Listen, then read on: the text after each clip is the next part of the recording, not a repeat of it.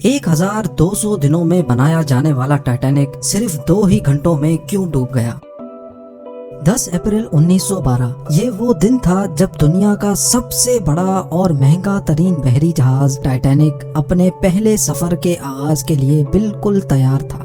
اس دن Atlantic ocean بے حد پرسکون تھا اور سمندری طوفان آنے کا دور دور تک کوئی چانس نہیں تھا۔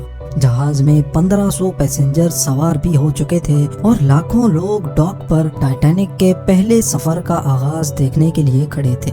نہ ہی پیسنجرز کو، نہ ہی الوداع کرنے والے لاکھوں لوگوں کو اور نہ ہی ٹائٹینک کے عملے کو معلوم تھا کہ جو جہاز کچھ ہی دیر میں روانہ ہونے والا ہے اس کو بناتے وقت 6 ایسی غلطیاں کی گئی ہیں جو اس جہاز کو بدترین حادثے کا شکار بنانے والی ہیں۔ آج آپ جانیں گے اپنے دور کے سب سے مہنگے، سب سے لگژری اور سب سے طاقتور جہاز ٹائٹینک کی 6 ایسی غلطیاں جو اگر نہ کی جاتی تو شاید آج ٹائٹینک کریش ہونے کی وجہ سے نہیں بلکہ اپنی کامیابی کی وجہ سے دنیا میں فیمس ہوتا۔ آخر ایسی کون سی 6 غلطیاں تھیں جو 40 سال ایکسپیرینس رکھنے والے ٹائٹینک کے کیپٹن ایڈورڈ اسمتھ کو بھی نظر نہیں آئی؟ کیپٹن کے 40 سال کے ایکسپیرینس کو تو چھوڑیں، یہ غلطیاں ٹائٹینک آپریٹ کرنے والی کمپنی دی وائٹ اسٹار لائن جس کو 107 شپس آپریٹ کرنے کا ایکسپیرینس تھا ان کو بھی نظر نہیں آئی۔ اور تو اور یہ غلطیاں ٹائٹینک مینوفیکچر کرنے والی کمپنی ہارلینڈ اینڈ وولف کو بھی نظر نہیں آئیں جنہوں نے صرف ٹائٹینک سے پہلے ہی 500 سے زیادہ شپس مینوفیکچر کی تھی۔ ٹائٹینک کی کنسٹرکشن 1907 میں شروع ہوئی تھی اور تقریباً 3 سال کا وقت اور 2000 ورکرز کی محنت کے بعد جہاز کو تیار کر لیا گیا۔ اب جہاز پوری طرح سے تیار ہو چکا تھا لیکن اس کو ٹیسٹ کرنے کا فیز ابھی باقی تھا۔ ٹائٹینک بنانے والوں کا اس پر بھروسہ تب مزید بڑھ گیا جب ٹائٹینک نے اپنا پہلا ٹیسٹ رن کامیابی سے پار کر لیا تھا۔ ٹیسٹ پاس کرتے ہی پوری دنیا میں مختلف اخبارات میں اس کی مارکیٹنگ کی گئی جس کی ہیڈنگ تھی انسنکیبل ٹائٹینک، یعنی کبھی نہ ڈوبنے والا جہاز بنا لیا گیا ہے۔ جہاز کا پہلا سفر انگلینڈ کے شہر ساؤتھ ہیمپٹن سے شروع ہونا تھا جس کا دن 10 اپریل 1912 مقرر کیا گیا اور جس کی منزل امریکہ کا شہر نیو یارک تھی۔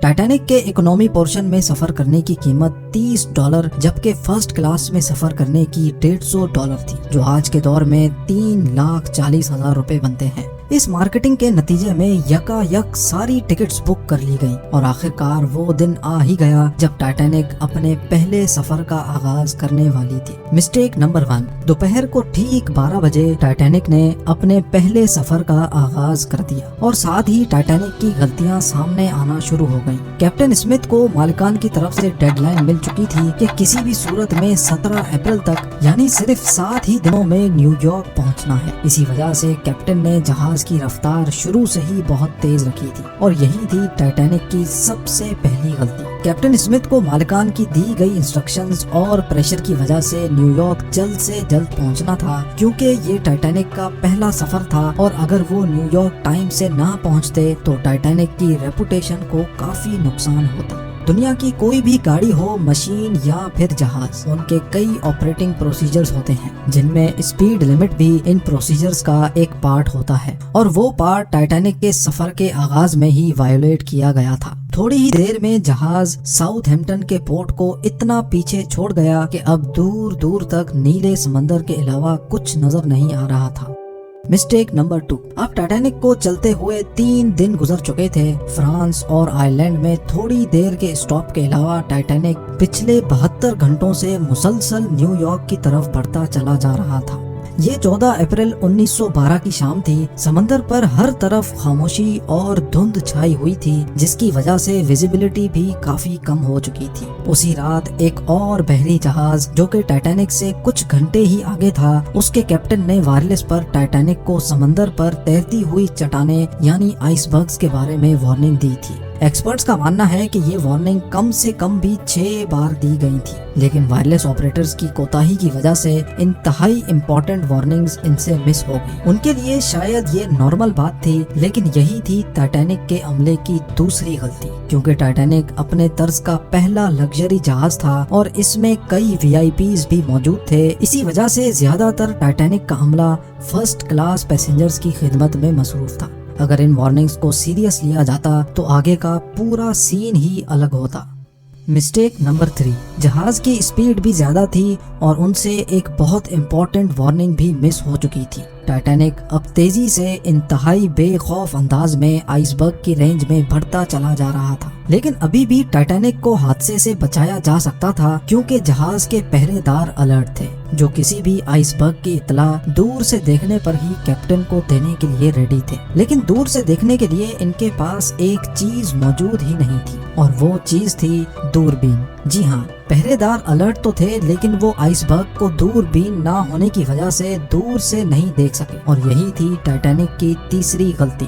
آئس برگ کی خبر کیپٹن اسمتھ کو اس وقت ہوئی جب جہاز کے پہرے داروں نے خبر دی کہ جہاز کے بالکل سامنے ایک فٹ بال فیلڈ کی سائز جتنا آئس برگ ہے، لیکن اب بہت دیر ہو چکی تھی کیونکہ آئس برگ انتہائی قریب آ چکا تھا۔ مسٹیک نمبر 4، کیونکہ اٹلانٹک اوشن میں اکثر شپس کو ایسے آئس برگز کا سامنا کرنا پڑتا ہے جس کو بڑے بڑے بحری جہاز آرام سے ہینڈل کر لیتے ہیں، شاید کیپٹن اسمتھ نے بھی یہی سوچا تھا۔ آئس برگ کی خبر ملتے ہی کیپٹن اسمتھ نے جہاز کے انجن بند کرنے کا حکم دیا اور ساتھ ہی ٹائٹینک کا رخ بدلنے کا بھی آرڈر دیا۔ بے شک کیپٹن اسمتھ نے آئس برگ سے بچنے کی بہت کوشش کی، لیکن فاصلہ اتنا کم رہ گیا تھا کہ کچھ بھی کرنا فضول ثابت ہوا۔ آئس برگ اب ٹائٹینک کے سینٹر سے ٹکرا چکا تھا، لیکن ٹائٹینک کے ابھی بھی بچنے کی کافی امید باقی تھی۔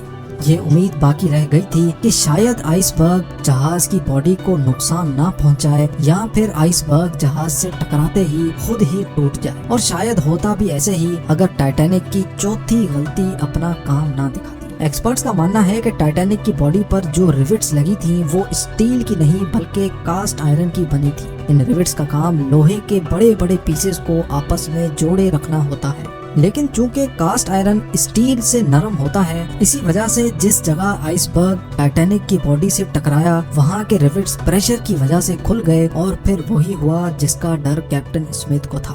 مسٹیک نمبر 5، ٹائٹینک کی ٹکر ایک فٹ بال فیلڈ جتنے بڑے آئس برگ سے ہو چکی تھی اور اب جہاز کے نچلے حصے میں پانی بھرنا شروع ہو چکا تھا۔ اس خطرناک تصادم نے پورے عملے اور پیسنجرز کو الرٹ کر دیا تھا، اور ساتھ ہی جہاز میں موجود ٹائٹینک کے مالک جوزف بروس کو بھی۔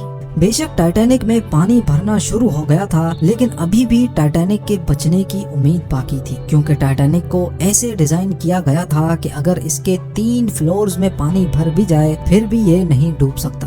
لیکن بدقسمتی تھی اس جہاز کی کہ 3 فلورز کو کراس کر کے پانی اب 4تھے فلور تک جا پہنچا تھا۔ اب معاملہ ہاتھ سے نکل چکا تھا، ٹائٹینک آہستہ آہستہ اوشن میں ڈوبتا جا رہا تھا۔ اب جہاز کی فکر کیے بغیر اس میں موجود پیسنجرز کی جان بچانے کا وقت آ چکا تھا۔ کیپٹن اسمتھ نے ریڈیو پر ایمرجنسی الرٹ جاری کر دیا۔ جب تک کوئی مدد کے لیے آتا تب تک پیسنجرز کو لائف بوٹس میں شفٹ کرنے کا پلان کیا گیا، لیکن اس موقع پر 5ویں غلطی نے اپنا کام دکھا دیا۔ جی ہاں، جہاز میں ٹوٹل 32 لائف بوٹس کی جگہ تھی، لیکن کوتاہی کی وجہ سے صرف 20 بوٹس ہی رکھی گئی تھی۔ پیسنجرز تھے 1500 اور بوٹس تھی صرف 20۔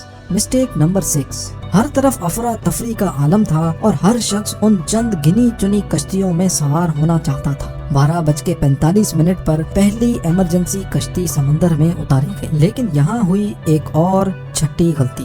افراتفری کے عالم میں کشتیوں کو پورا بھرے بغیر ہی سمندر میں اتار دیا گیا، جس میں زیادہ تر فرسٹ کلاس پیسنجرز کو ترجیح دی گئی تھی، یعنی جو لوگ زیادہ امیر تھے ان کو پہلے بٹھایا گیا تھا۔ کشتیوں میں اگر زیادہ پیسنجرز کو بٹھایا جاتا تو انسانی جانیں کم ضائع ہوتی۔ اب جہاز تیزی سے سمندر میں ڈوبتا جا رہا تھا۔ 2:18 پر شارٹ سرکٹ کی وجہ سے ٹائٹینک کی ساری روشنیاں بجھ گئی تھیں اور اگلے ہی لمحے جہاز ٹوٹ کر 2 حصوں میں تقسیم ہو گیا۔ یوں ٹائٹینک کو سمندر کے اندر مکمل طور پر ڈوبنے کے لیے 2 گھنٹے 40 منٹ لگے، اور اس طرح 1500 لوگ اٹلانٹک اوشن کے ٹھنڈے پانی میں ڈوب کر مر گئے۔ آپ کو ایک اور بات بھی بتاتے چلیں کہ پانی کا ٹیمپریچر اس وقت -2 ڈگری سینٹی گریڈ تھا، مطلب اگر پیسنجرز اس ٹھنڈے پانی میں چھلانگ بھی لگاتے تو بچنے کا کوئی چانس نہیں تھا، کیونکہ انسان اتنے کم ٹیمپریچر میں 30 منٹ سے زیادہ زندہ نہیں رہ سکتا۔